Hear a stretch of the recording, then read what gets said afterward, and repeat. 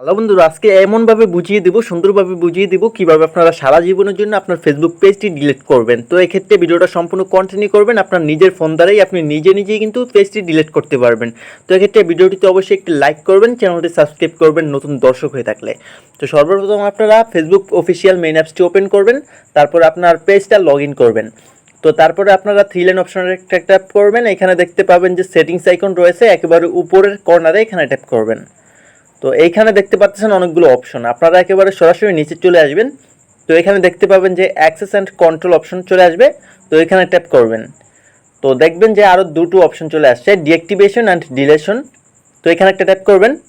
তো এখানে দেখতে পাচ্ছেন ডিঅ্যাক্টিভেট পেজ এবং ডিলিট পেজ। আপনি যদি সাময়িক সময়ের জন্য আপনার পেজটি হাইড রাখতে চান তাহলে আপনি ডিঅ্যাক্টিভেট পেজে ক্লিক দেবেন, আর যদি সারা জীবনের জন্য পার্মানেন্টলি ডিলিট করতে চান তাহলে ডিলিট পেজে ক্লিক দেবেন।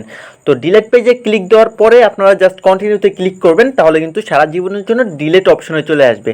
তো কন্টিনিউতে ক্লিক করলাম, তারপরে এখানে দেখতে পাচ্ছেন আমি পেজটি কী জন্য ডিলিট করতে চাইতেছি তার রিজন দেখাইতে বলতেছে, কারণ দেখাইতে বলতেছে। তো আপনারা যদি কারণ না দিতে চান তাহলে কন্টিনিউতে ক্লিক করবেন, কারণ দিতে চাইলে আপনারা এখান থেকে সিলেক্ট করে দিতে পারবেন যে কোনো একটা কারণ। তারপর আপনারা নিচে চলে আসবেন, কন্টিনিউতে ট্যাপ করবেন। তারপর আবার নতুন একটা ইন্টারপেজ শো করবে ঠিক এইরকম।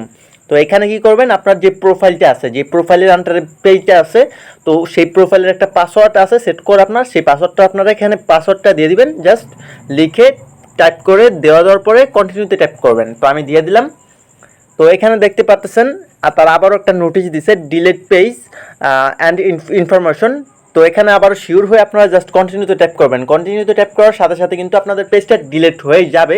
তবে এক্ষেত্রে তারা এক মাস কিন্তু সময় নেবে। এক মাসের ভিতরে যদি আপনি আবার পেজে ঢোকেন অথবা পেজটা ইউজ করেন তাহলে কিন্তু আপনাদের যে এটার আবেদনটা করছেন ডিলিটের, সেটা কিন্তু বাতিল হয়ে যাবে।